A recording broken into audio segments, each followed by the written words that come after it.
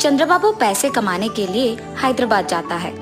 वहाँ एक व्यापार शुरू करने के लिए गहरी सोच में पड़ जाता है। चाय पीने के लिए बाइक पे निकलता है।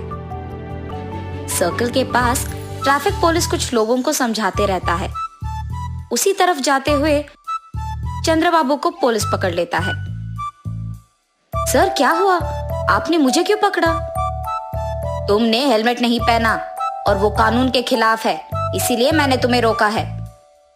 गलती हो गया है सर, इस बार के लिए माफ कर दीजिए। ठीक है, फाइन भर के जाओ। फाइन कितना है सर? 500। उसके बाद चंद्रबाबू चाय पीने के लिए जाता है। चाय पीते हुए उसे एक विचार आता है, वैसे तो मैं यहाँ एक व्यापार शुरू करने के लिए आया हूँ ना, तो क्यों ना मैं एक हेलमेट का दुकान खोलूं। चंद्रबाबू का दुकान तैयार हो जाता है और खुलने के बाद हर रोज बहुत सारे ग्राहक आते हैं। इसीलिए वो एक भरोसेमंद को दुकान में काम करने के लिए लगाता है। उसका नाम संतोष है। मैं बाहर काम पे जा रहा हूँ संतोष। जी साहब, मैं यहाँ दुकान संभालूंगा। ऐसे कुछ दिन बीत जाते हैं। उसका व्यापार अच्छा चल रहा था और बहुत लाभ भी आता है। लाभ को देख संतोष लालची बन जाता है। हमेशा की तरह चंद्रबाबू जब कुछ काम पे बाहर जाता है तो उस समय में संतोष कुछ पैसे चुरा लेता था दुकान से और चंद्रबाबू को कोई शक नहीं होता है।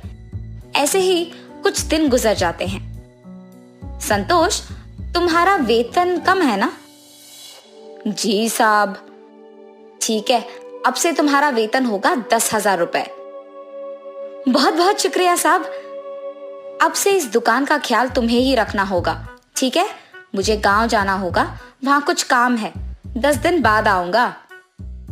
जी साहब, आप कहने तक मैं दुकान का बहुत अच्छा ख्याल रखूंगा। चंद्रबाबू के गांव जाने के बाद हर रोज के पैसे में से आधा संतोष ले लेता था। 10 दिन बाद चंद्रबाबू उसकी बेटी के साथ हैदराबाद आता है और सीधा उसकी दुकान पे ले जाता है। इन 10 दिनों में कितने पैसे आए हैं संतोष?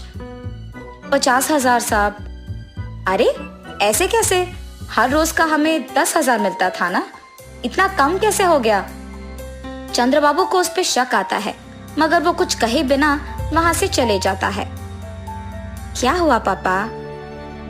कुछ नहीं बेटी, मेरे गांव आने से पहले हमारा दुकान लाभ में चल रहा था, लेकिन इन 10 दिनों में बहुत कम हो गया है। लगता है कि हेलमेट ज्यादा नहीं बिक रहे।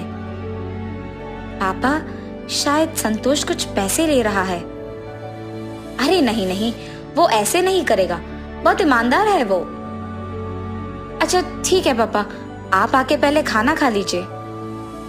सुबह के समय में दिव्या दुकान को किसी के आने से पहले एक सीसी कैमरा लगवाती है और वहां से चले जाती है।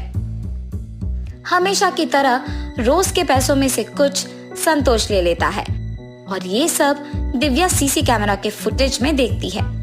लेकिन सीसी कैमरा के बारे में दिव्या के अलावा और किसी को नहीं पता था।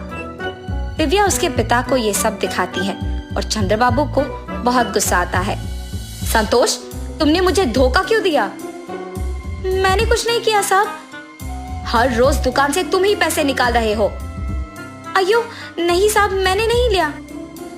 ये लो सबूत।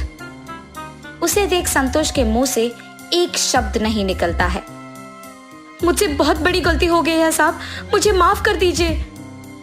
तुम्हारे भरोसे पे मैंने इस दुकान को छोड़कर अपने गांव गया हूं और तुमने मुझे धोखा दिया। अब तुम्हारा यहाँ कोई जगह नहीं हो सकता है। अगर कोई हम पे भरोसा रखता है तो हमें उनका भरोसा ऐसे नहीं तोड़ना होगा। धोखा देना बुरा है।